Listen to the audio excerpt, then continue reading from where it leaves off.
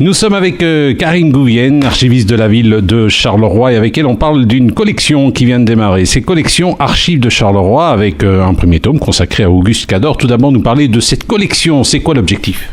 Alors l'objectif, c'est vraiment une mise en valeur de nos archives, des archives de la ville et du CPS de Charleroi, puisque la ville et le CPS ont décidé de gérer de façon commune leurs archives depuis maintenant 2008. Cette synergie nous permet de mettre en commun le personnel et toutes les infrastructures qui nous permettent maintenant de mieux connaître nos fonds, de développer les inventaires. Et une fois qu'on a des inventaires, on connaît le contenu de nos fonds. Donc depuis quelques années maintenant, on développe les inventaires de l'urbanisme de Charleroi. Et en développant cet inventaire, on a rencontré très très souvent Cador et on s'est dit que c'était l'occasion de publier un ouvrage sur cette personnalité. Et on a décidé donc de créer cette collection qui reviendrait à un rythme d'un ou deux ouvrages tous les 2 ans et sous un format de 120 pages. Nous sommes avec Karine Gouvienne, archiviste de la ville de Charleroi, et avec elle on parle du premier ouvrage édité dans le cadre de la collection Archives de Charleroi. Auguste Cador, voir Charleroi devenir grande et belle. Alors qui était Auguste Cador ? Moi, j'aime bien son nom. Hein. Forcément, c'est un nom prédestiné. Alors Auguste Cador, c'est un architecte. Il est né en 1822 et il est issu d'une famille de fabricants d'étoffes qui développait un commerce ici à Charleroi. Donc il fait ses études d'architecte à Bruxelles.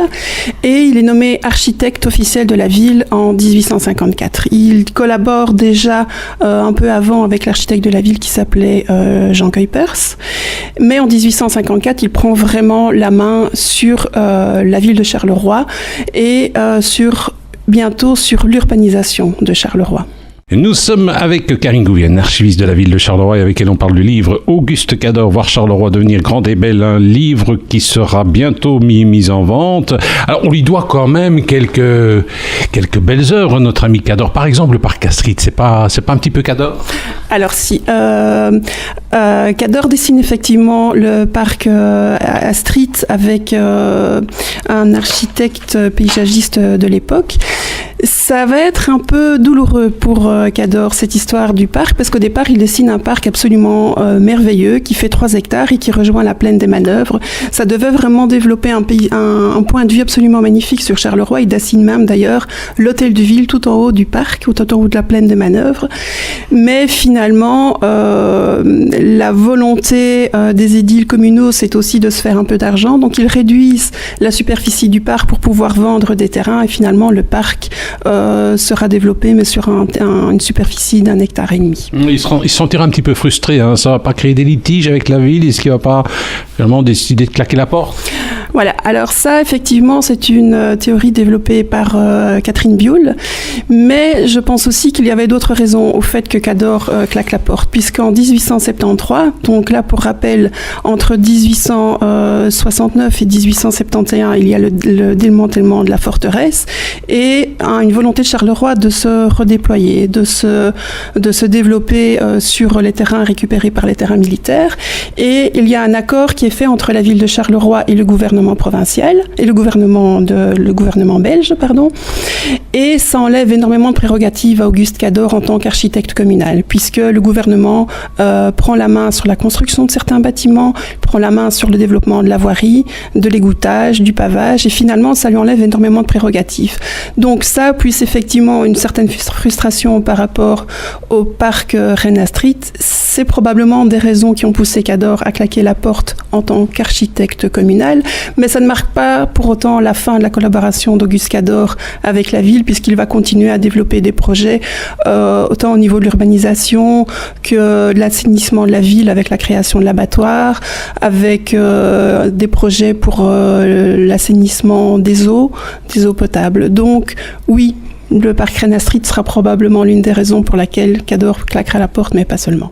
Nous sommes avec Karine Gouvienne, historienne, archiviste de la ville et du CPS de Charleroi, en partenariat avec notamment Anne-Catherine Bioul, historienne d'art, chargée de mission à Espace Environnement, et Christian Josten, également documentaliste, et également Marie Wautelet, docteur en histoire. C'est du lourd quand même, vous y êtes mis à quelques-uns, ça a dû être un long travail. Est-ce que le fonds d'archives concernant Cador est important ? Alors oui, ça représente vraiment une grande quantité d'archives. Alors le fonds d'urbanisme de Charleroi, donc là on parle vraiment de tous les permis qui sont demandés par n'importe quel privé qui veut construire sur le terrain de Charleroi.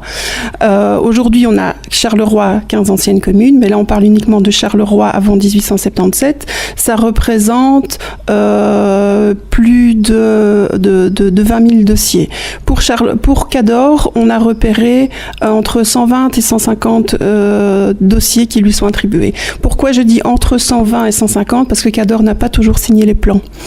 Cador aussi agissait à la fois en tant qu'architecte communal, mais aussi qu'architecte privé. Parfois, il signe Auguste Cador, mais est-ce que c'est Auguste Cador qui approuve un plan ou est-ce que c'est Auguste Cador qui a dessiné un plan? Ça n'est pas toujours simple à déterminer. Donc oui, ça représente une grande quantité d'archives. Il faut savoir aussi que Cador n'a pas laissé des traces qu'à Charleroi. Il a construit dans beaucoup de communes autour de Charleroi. Il était membre de la Commission royale des monuments, où il a laissé aussi quantité d'archives, puisqu'il était membre correspondant pour cette institution. Il était aussi membre et l'un des membres créateurs de la Société paléontologique et archéologique de Charleroi, où il a laissé aussi beaucoup d'archives. Et là, je tiens à remercier M. Greff, qui est le président de la Société d'archéologie, qui nous a donné accès aux archives, où on a pu retrouver les plans d'urbanisation de Cador qu'il a dessinés en 1862 et en 1872.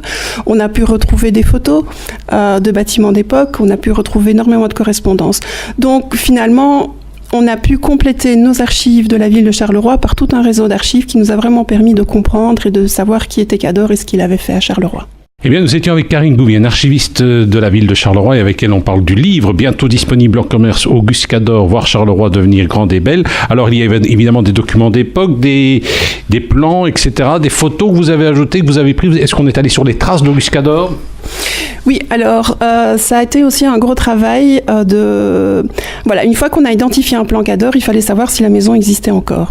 À savoir que quand vous avez un plan rue de Dampremy, vous ne savez pas si c'est le numéro 15, le numéro 18 ou le numéro 20.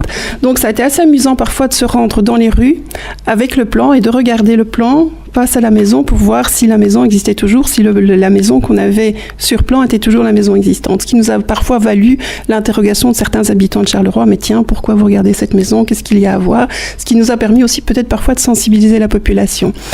Marie Wautelet a fait un travail formidable aussi de repérage des bâtiments pour retrouver parfois un élément significatif du style de Cador, pour retrouver une trace complètement oubliée et qui nous permet justement aujourd'hui de pouvoir redessiner un parcours au cœur de la ville pour voir les traces encore existantes de Cador. Oui, alors pour info, notamment, vous avez l'église Saint-Remy de Montigny-sur-Sambre, que j'apprécie énormément, c'est là que se trouvent les reliques de Saint-Valentin, et juste, vous avez l'entrée, et juste à côté, vous avez un cimetière, et notamment un monument funéraire qui a été élaboré par Auguste Cador, vous le saviez ? Non, je ne le savais pas. Ah ben je vous l'apprends. Allez, c'est un livre, Auguste Cador, voir Charleroi devenir grande et belle.